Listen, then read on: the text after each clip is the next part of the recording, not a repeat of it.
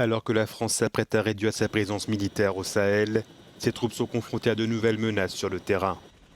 Avec la fin de l'opération Barkhane décrétée par le président Emmanuel Macron, il incombera davantage aux forces régionales africaines de patrouiller dans le Sahel.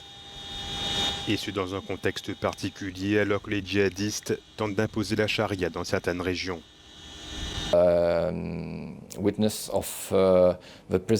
Nous avons été témoins de la présence de l'ennemi essayant d'imposer la charia, empêchant les jeunes enfants de jouer au football, coupant les pantalons de tous les villageois et imposant un code vestimentaire, empêchant également les filles de faire ce qu'elles veulent.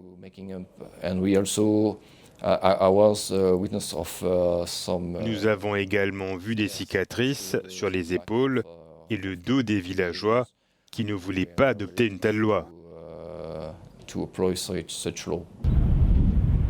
Des milliards d'euros ont été dépensés dans l'opération Barkhane. Mais certains experts avancent que Paris cherche une issue depuis des années de par sa stratégie de gérer le problème, plutôt que de consacrer les ressources nécessaires pour vaincre les djihadistes.